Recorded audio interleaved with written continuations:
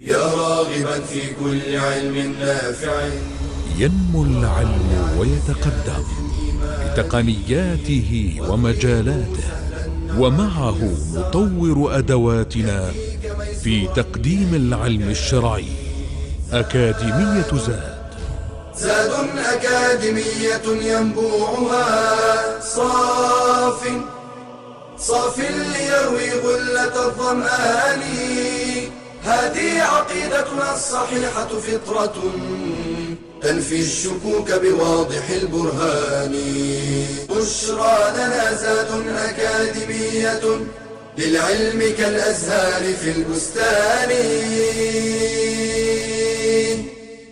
السلام عليكم ورحمة الله. الحمد لله رب العالمين، والصلاة والسلام على أشرف المرسلين نبينا محمد وعلى آله وصحبه أجمعين. Another class in Islamic Creed level 4. We're continuing with the subject of al-bid'ah or innovations, but talking about al-khawarij and the takfir, continuing with the subject of the takfir, or calling the Muslims kuffar, and the way of the khawarij in this, which is a deviant sect as we heard before. And they are the ones that more than anyone else would fall into this evil deed, in which they would call people disbelievers. And what the ways of these, or the sect of al-Khawarij, in which they would call the Muslimin kuffar as a result of the major sins that they commit. And the major sins, there are sins, but major sins, but they're not disbelief, they're not shirk. So if someone commits a major sin, and it's not to belittle the sins, but from the perspective of takfir or Islam versus kufr, if someone commits a major sin, it doesn't make him a disbeliever. If someone is persistently committing a major sin, someone says that he will continue to commit it, it's not something that would make him a disbeliever, right? And if someone dies as a Muslim with major sins that he did not repent to Allah subhanahu wa ta'ala from, then it's by the will of Allah subhanahu wa ta'ala. Either he will be forgiven, or if he's punished, he won't be in the hellfire forever because he died in the state of al-Islam. Versus the disbelievers, those who die in the state of disbelief, then they will be in the hellfire forever. So these Khawarij, they would declare that a Muslim commits a major sin, he is like the disbelievers. He is in the hellfire forever. And they were the first people that would make takfir of the Muslimin. يكفرون بالذنوب, as Shaykh Hussein Taymiyyah rahimahullah, they would declare Muslims disbelievers by the sins. And not just that, but they would also declare kufr upon those who would oppose them and go against them with this bid'ah that they were upon.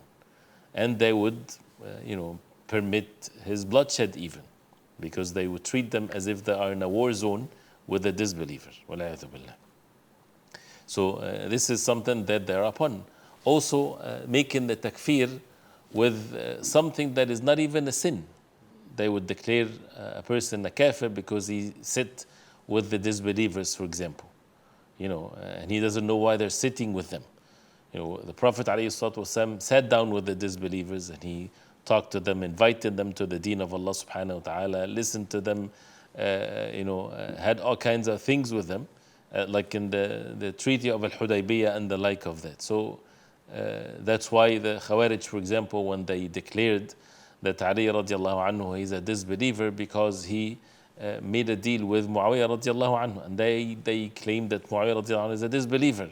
So just to sit with him, they made him like him. All means of ignorance that has nothing to do with the deen of Allah subhanahu wa ta'ala. And he debated with them, and he sent Abdullah ibn Abbas radiallahu anhu to debate with them. And that's why when we said in the very beginning, these subjects and any other subject, it has to be based on the Quran and the Sunnah of the Prophet ﷺ.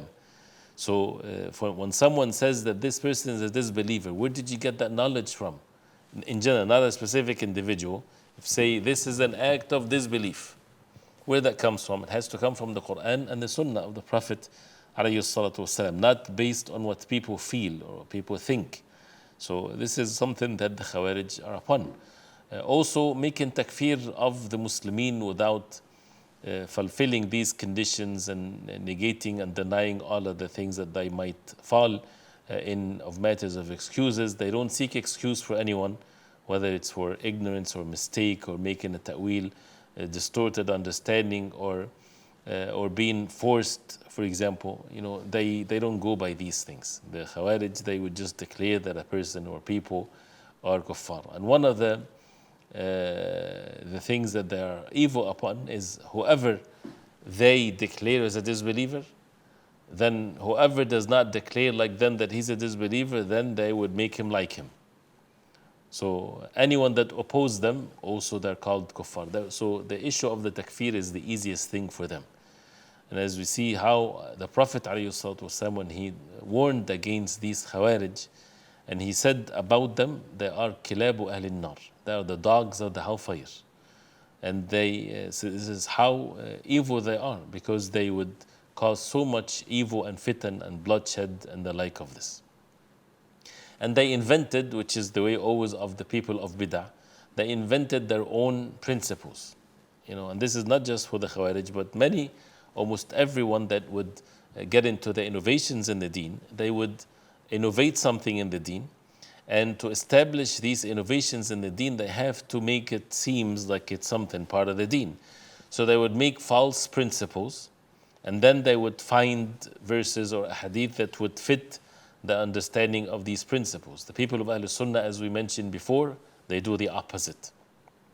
They don't make principles and then they look for evidences, but rather they look into the evidences first. So the Quran, the Sunnah of the Prophet ﷺ, and then they take from that the principles that they're upon. So therefore, Allah subhanahu wa ta'ala saved them from any contradictions. So for the Khawarij, they made up a principle that basically they would say that whoever does not declare about a kafir is a kafir, that means he is also kafir. And in principle, the matter is correct. For example, if someone talks about the kuffar and that they are not kuffar, the message of the Prophet ﷺ reached them and they rejected it and they disbelieve in the Prophet ﷺ as the final messenger of Allah, they are kuffar. So a Jew or a Christian, anyone, that he got to know about the messengership of the Prophet ﷺ and he disbelieves in the messengership of the Prophet ﷺ, he's a believer? No, he's a disbeliever. So this is a matter is clear, of course, and whoever denies this is denying what is established clearly in the Quran and in the Sunnah of the Prophet ﷺ. لَقَدْ كَفَرَ الَّذِينَ قَالُوا إِنَّ اللَّهَ هُوَ الْمَسِيحُ ابْنُ مَرْيَمَ. They have disbelieved those who say that Allah subhanahu wa ta'ala is Al-Masih, Jesus, the son of Mary. So this is well established in the Quran. So whoever denies this, he's denying the Quran. So he become a disbeliever. But of course they don't mean what we just said, because this is an obvious thing. But they would say that with regards to the individuals that they would claim that they are disbelievers, based on their false principles that they follow.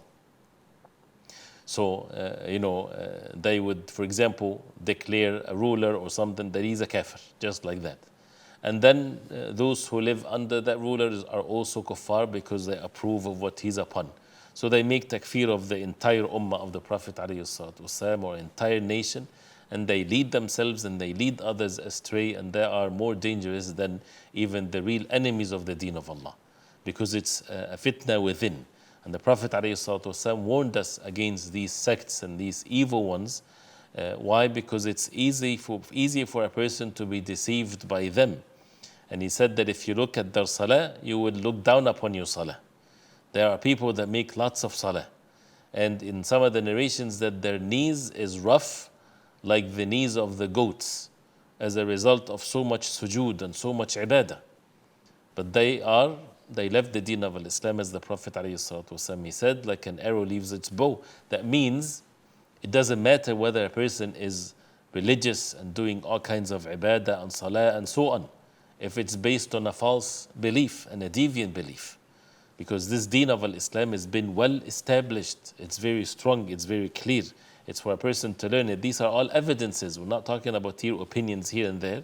These are all texts from the Quran and the Sunnah of the Prophet ﷺ. And the Prophet ﷺ said about them, يَقْتُلُونَ أَهْلَ الْإِسْلَامِ وَيَدَعُونَ أَهْلَ الْأَوْثَانِ. They kill the people of Islam and they leave the people of idol worshipping. And this is their concern. So we ask Allah subhanahu wa ta'ala to protect us from that and to be warned against such an evil thing And this is what a person is protected when he follows the sunnah of the Prophet ﷺ. We'll talk about more inshallah ta'ala with aspects of Aqeedah next time. وصلى الله وسلم وبارك على محمد وعلى آله وصحبه وسلم والسلام عليكم ورحمة الله وبركاته. يا راغبا في كل علم نافع ينمو العلم ويتقدم بتقنياته ومجالاته، ومعه نطور أدواتنا في تقديم العلم الشرعي. أكاديمية زاد أكاديمية ينبوعها صاف ليروي غلة الظمآن. هذه عقيدتنا الصحيحة فطرة تنفي الشكوك بواضح البرهان. بشرى لنا زاد أكاديمية للعلم كالأزهار في البستان.